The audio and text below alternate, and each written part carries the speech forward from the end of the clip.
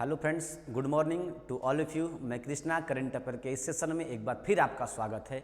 जैसा कि पिछले क्लास में हमने 21 मई का करंट अफेयर आपको बता दिया था और आज 22 मई का सेशन है और सब इम्पोर्टेंट क्वेश्चन को उम्मीद करते हैं कि आप इंजॉय के साथ पढ़ रहे होंगे मेरे साथ, है ना। पहला क्वेश्चन क्या है, कोविड-19 एंटीबॉडी डिटेक्शन किट जिसका नाम है डिप्कोवैन, ध्यान दीजिएगा, डिप्कोवैन को किस संस्था ने विकसित किया है ना। ये देखिए कोविड-19 एंटीबॉडी डिटेक्शन की है, ये डिटेक्शन किट है ना। इसको डीआरडीओ संस्था, जो कि भारत का अनुसंधान केंद्र डीआरडीओ संस्था, ठीक है ना, डिफेंस रिसर्च डेवलपमेंट ऑर्गेनाइजेशन, इसी ने विकसित किया है। याद रखिएगा चीज़ों को बढ़िया से। क्या है ये चीज़, आइए इसके बारे में समझते हैं बढ़िया से। क्या है, भारतीय रक्षा अनुसंधान और विकास संगठन, इसी को डीआरडीओ को हिंदी में बोलते हैं, भारतीय रक्षा अनुसंधान और विकास संगठन ने एक कोविड-19 एंटीबॉडी डिटेक्शन किट विकसित किया है, डिप्को, जिसका नाम क्या है, डिप्कोवैन। याद रखिएगा, किट 97% की उच्च संवेदनशीलता के साथ कोरोना वायरस के स्पाइक्स के साथ साथ न्यूक्लियोकैपिड्स प्रोटीन दोनों का पता लगा सकती है कि किस शरीर के मनुष्य के इंसान के अंदर कितना उसका एंटीबॉडी कितना है, सब पता लगा लेगा ये। इससे भारतीय चिकित्सक अनुसंधान परिषद द्वारा अनुमोदित किया गया है ना। इसको आईसीएमआर के द्वारा इसको मान्यता मिल चुकी है। इसे दिल्ली के वेगार्ड डायग्नोस्टिक्स प्राइवेट लिमिटेड के सहयोग से डीआरडीओ ने defence institute of physiology and allied science lab द्वारा विकसित किया गया है। तो ये तो कौन संस्था की, उससे नहीं मतलब है हमको मतलब है केवल डीआरडीओ से। डीआरडीओ किसके साथ मिलकर काम किए, पेपर एग्जाम के पॉइंट ऑफ व्यू से नहीं पूछेगा, जानकारी के लिए मैंने लिख दिया है, अलग बात है। लेकिन ध्यान दीजिए केवल कि कोविड-19 का जो किट है कौन विकसित किया है, डीआरडीओ, है ना। ये आपका सब उसमें संवेदनशील एंटीबॉडी की क्षमता कितनी है सब पता कर लेगा ये। आगे डिप्कोवैन के बारे में क्या है, डिप्कोवैन का उद्देश्य मानव सीरम या प्लाज्मा में एंटीबॉडी का गुणात्मक पता लगाना है। प्लाज्मा मतलब रक्त में आपका जो एंटीबॉडी है कितना प्रोटेस्ट कर रहा है आपके शरीर को, इसका पता लगे कौन, ये डिप्कोवैन, जो SARS-CoV-2 संबंधित एंटीजन को लक्षित करेगा।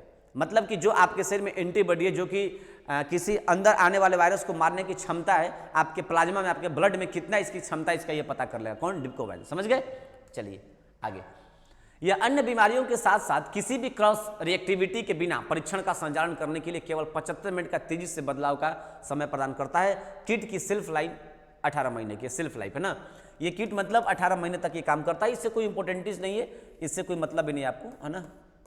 अब देखिए डीआरडीओ के बारे में मुख्य रूप से, है ना, क्या ये बस जानकारी को मैं लिख दिया कि ताकि आप समझ पाएं, चीज़ों को पढ़ पाएं, बाहरी ज्ञान आपके पास हो पाए, उम्मीद करते हैं।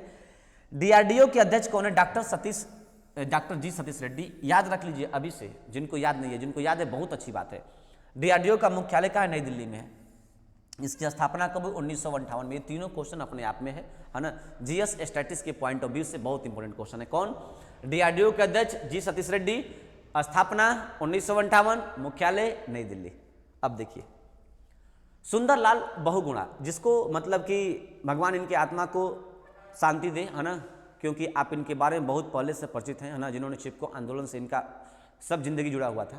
पेड़ को कटाई, पर्यावरणविद थे ये, पर्यावरण की सुरक्षा इनका सबसे बड़ा काम था, कर्तव्य था। ये बहुत निष्ठावान व्यक्ति थे, बोलते थे प्राकृतिक की सब कुछ अर्थव्यवस्था है, इकोलॉजी सिस्टम है सब, अगर मेरा पैसा है तो प्राकृतिक है, प्रकृति के साथ जो बंदा खिलवाड़ करेगा उसके साथ प्रकृति खिलवाड़ करेगी, ठीक है ना। आज ये नहीं रहे सुंदरलाल बहुगुणा, चिपको आंदोलन के प्रणेता, है ना। इनका संबंध किस क्षेत्र से था, पर्यावरणविद से था, है ना। इंपॉर्टेंट लाइन, काफी इंपॉर्टेंट, देखिए इनके बारे में और समझिए क्या है। प्रसिद्ध पर्यावरणविद और गांधीवादी सुंदरलाल बहुगुणा का निधन हो गया है। ये 94 वर्ष के थे। पर्यावरण संरक्षण में अग्रणी श्री बहुगुणा ने 1980 के दशक में हिमालय में बड़े बांधों के निर्माण के खिलाफ आरोप का किया था, है ना। देखिए वह टेरी बांध, जो कि भागीरथी नदी के तट पर बसा हुआ है ना, निर्माण का घोर विरोध किया था। क्योंकि आप समझिए बात को, किसी भी चीज का कटाई करने से, है ना, अगर नदियां निकलती है ना, किसी भी चीज को बनाने के लिए आपको क्या करना पड़ेगा, जैसे सड़क बना रहे हैं आप, तो क्या करोगे आप, जहां मार्ग में वृक्ष पड़ेगा काटोगे आप, नहीं। तो इनका सबसे बड़ा दुश्मन कटाई था। मतलब कि जो बंदा अगर किसी पेड़ की कटाई कर रहा है वो हमारा सबसे बड़ा दुश्मन है। इसीलिए अगर जहां बांध बनना है, अगर वहां से नदियों को बांध बनाना है, वहां से पेड़ पौधे वृक्षों को हटाना है, तो इनकी सबसे बड़ी मतलब कि तौहीन होती थी और ये उसके लिए जाने जाते थे, ठीक है ना। ये कभी नहीं समझते थे कि मतलब कि पेड़ पौधे की कटाई हो, इसके सबसे बड़े खिलाफ थे ये। वही बात बोल रहे हैं इसके बारे में। और आगे क्या है, टेरी गढ़वाल टेरी गढ़वाल में अपने सिलियारा आश्रम में दशकों तक रहने वाले बहुगुणा ने पर्यावरण के प्रति अपने जुनून युवाओं को प्रेरित किया है। समझ गए, ये छोटी सी बात। अब देखिए, उनका आश्रम युवा लोगों के लिए खुला था जिनसे वे आसानी से संवाद करते थे। उनका आश्रम किसके लिए खुला था? युवा लोगों के लिए, जिनसे उनका आसानी से उनका संवाद करते थे। ठीक है ना। फिर क्या बोल रहा है? बहुगुणा ने स्थानीय महिलाओं के साथ मिलकर 70 के दशक में पारिस्थितिकी रूप में संवेदनशील क्षेत्रों में पेड़ों की कटाई को रोकने के लिए चिपको आंदोलन स्टार्ट किया था। यह बात आपको फैक्ट है, अब बिल्कुल पता होना चाहिए। इसीलिए भगवान उनके आत्मा को शांति दे। किनके? सुंदरलाल बहुगुणा के। ठीक है ना। और आप भी उनके सम्मान में थोड़े से 2 मिनट के लिए मौन धारण कर लीजिएगा। आंदोलन की सफलता ने पारिस्थितिकी रूप से संवेदनशील वन भूमि के पेड़ों की कटाई पर प्रतिबंध लगाने के लिए एक कानून बनाया था जिसको चिपको का नारा दिया गया था, है ना। इन्हीं का दिन था, है ना। और आज देखिए इनका मेन वर्ड क्या था, मेन का कथन क्या था, ध्यान दीजिएगा। पारिस्थितिकी अस्थायी अर्थव्यवस्था है ना। मतलब ecology is the permanent economic. ये सबसे बड़ा इनका फैक्ट चीज है। समझ गए बात को। इनके कथन था, बहुत बार पेपर में आया हुआ है कि पारिस्थितिकी का मतलब होता है जैसे प्रकृति के साथ जो भी है, पेड़ पौधा, हमारे इर्द गिर्द के वायुमंडल, जो इसी को हम लोग पारिस्थितिकी बोलते हैं। ठीक है ना। अगर ये शुद्ध है तो सब कुछ शुद्ध है, अगर ये गलत हो गया, आज उसी का देखो कोविड-19 मुख्य रूप से उसी का प्रकोप है। जनसंख्या बढ़ रही है, काफी मात्रा में वायु प्रदूषण बढ़ रहा है, उसी का प्रकोप हम लोग झेल रहे हैं। कोविड-19 और कुछ भी नहीं है। जितना हम लोग प्रकृति के साथ छेड़खानी करेंगे, प्रकृति हमारे ऊपर छेड़खानी करेगी। ऑब्वियसली बात है, सिंपल सी चीज है। ठीक है ना। उसी का शिकार है कोविड-19। और देखो ये अगला क्वेश्चन, कोविड-19 रोगियों की नियमित निगरानी और ट्रैकिंग सुनिश्चित करने के लिए हिट कोविड ऐप, देखो ये हिट कोविड ऐप है ना। कौन विकसित किया? आपका प्यारा बिहार, जहां पे आप रहते हैं वहीं बिहार। ठीक है ना। ये हिट कोविड ऐप है, ये इसकी जांच करने के लिए, इसकी निगरानी करने के लिए लॉन्च किया है नीतीश कुमार ने। देखिए इनके बारे में और क्या जानकारी है। बिहार सरकार ने उन कोविड-19 रोगियों की नियमित निगरानी और ट्रैकिंग सुनिश्चित करने के लिए हिट ऐप लॉन्च किया है, हिट कोविड ऐप, है ना। देखिए जो राज्य भर में होम आइसोलेशन, हिट का मतलब देखो होम, एच से होम, आई से आइसोलेशन, टी से ट्रैक, ध्यान दीजिएगा, होम आइसोलेशन ट्रैक। समझ गए? इसका मतलब ये हिट जो ऐप है उसका फुल फॉर्म है होम आइसोलेशन ट्रैक। क्या क्या इसके बारे में और कहानी है देख लीजिए एक लाइनों। मुख्यमंत्री नीतीश कुमार ने कहा है कि यह ऐप होम आइसोलेटेड मरीजों की नियमित निगरानी करेगा। जैसे कि मान लो कोई इंसान है, आप कोविड-19 चेक कराए, आप कोविड-19 पॉजिटिव निकल गए, बात को समझिए, तो आपको होम आइसोलेशन कर दिया गया कि ठीक है आप अपने घर पर रह के अपना इलाज करिए, घर से बाहर किसी बंदे से मिलिएगा मत। तो इनका कहने का मतलब है अगर आप इस ऐप के माध्यम से जुड़ जाते हैं तो जो बंदा कोविड-19 का शिकार है, होम आइसोलेशन में है, तो उसको ना डॉक्टर का मतलब व्यवस्था मिल जाएगा उसको वहीं पे, उसके घर पे ही, उसको आने की आवश्यकता नहीं पड़ेगी।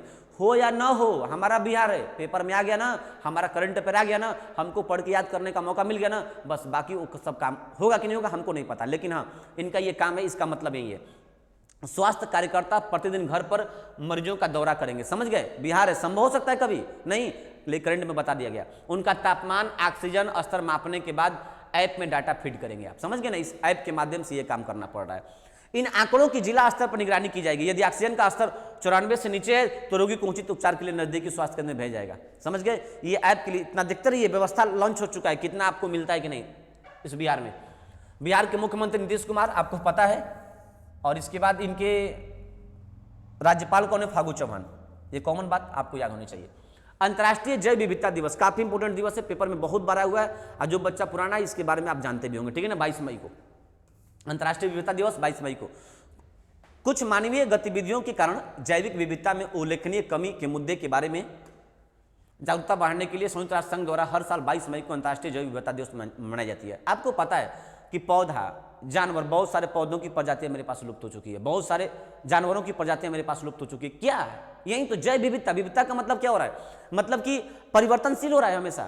कहने का मतलब जो चीज हमारे पर्यावरण के साथ थी, देख लो बहुत सारे पक्षी अब दिखते नहीं है, बहुत सारे पेड़ पौधे वैसे हैं नहीं, तो यही जैव विविधता को बरकरार करने के लिए संयुक्त राष्ट्र संघ हमेशा हर साल 22 मई को ये मनाता है। क्या? जैव विविधता दिवस। याद रखिएगा, बहुत इंपोर्टेंट क्वेश्चन है।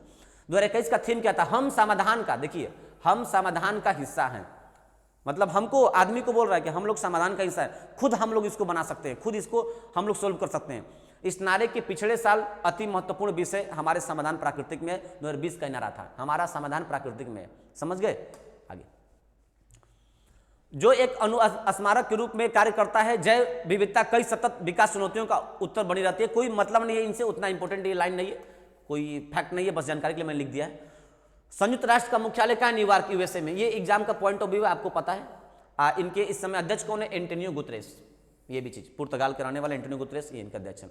अंतर्राष्ट्रीय हॉकी महासंघ एथलीट समिति के सदस्य के रूप में किस भारतीय को शामिल किया गया है ना? देखिए श्री जैस का नाम आप लोग सुने होंगे, ये महोदय भारतीय हॉकी टीम के गोलकीपर है ना, भारतीय हॉकी टीम गोलकीपर हैं। जो अंतर्राष्ट्रीय हॉकी महासंघ है उसके सदस्य के रूप में इनको, एथलीट सदस्य के रूप में इनको नामित किया गया है ना। तो ऐसा करने वाले भारत के खिलाड़ी बन चुके हैं, इसीलिए काफी करंट की सुर्खी में, आप इनका नाम याद रखिएगा। खैर हॉकी से इंटरेस्ट नहीं है, जितना आपका इंटरेस्ट क्रिकेट से वही बात है, वरना बहुत अनुभवी खिलाड़ी हैं। विश्व निकाय के कार्यकारी बोर्ड की वर्चुअल बैठक के दौरान स्टार इंडिया हॉकी टीम के गोलकीपर पीआर श्रीजेश, इनका फुल नाम क्या है, पीआर श्रीजेश, को अंतर्राष्ट्रीय हॉकी महासंघ एथलीट समिति का रूप में नियुक्त किया गया है। समझ गए? वह 2017 के पैनल के सदस्य हैं अनुभवी श्रीजेश, जिन्होंने पहले भारतीय टीम का नेतृत्व किया है। मतलब अंतर्राष्ट्रीय हॉकी संघ में जो एथलीट समिति का जो सदस्य बन रही है, पहला भारतीय है जिन्होंने उसका नेतृत्व किया है। समझ गए? इस बात को याद रखिएगा। आइए जानते हैं एथलीट के उसके बारे में, अंतर्राष्ट्रीय हॉकी एथलीट के बारे में। समिति में वर्तमान और पूर्व खिलाड़ी शामिल हैं जो खिलाड़ियों और खेल के विकास के लिए आवश्यक विभिन्न संसाधनों पहल के विकास के लिए, ये सब बस एक जानकारी के लिए आप रेडी कर लीजिएगा, एग्जाम का पॉइंट ऑफ व्यू नहीं है, ये है यहाँ पे देखिए। अंतर्राष्ट्रीय हॉकी का मुख्यालय कहाँ है? लुसान है, कहाँ? स्विट्जरलैंड में, है ना। ये केवल रीडिंग कर लीजिएगा आप, इससे कोई मतलब नहीं है आपके एग्जाम पॉइंट, इस सबसे कोई मतलब नहीं है। अंतर्राष्ट्रीय हॉकी संघ का स्थापना 7 जनवरी 1924 को हुआ था। कहाँ? पेरिस, फ्रांस में, है ना। हर ये 3 क्वेश्चन इंपोर्टेंट नहीं, महा इंपोर्टेंट है, पेपर में कितना बार हिट किया आपको पता होगा। अंतर्राष्ट्रीय महासंघ के सीईओ कौन है? थियरी वेल है इस समय, है ना। ये सब चीजें आप हमेशा याद रखिए। उम्मीद करता हूं कि आज का सेशन आपको अच्छा लगा होगा, ठीक है ना। कैसा लगा कमेंट करके फीडबैक जरूर दें। Thank you, bye bye.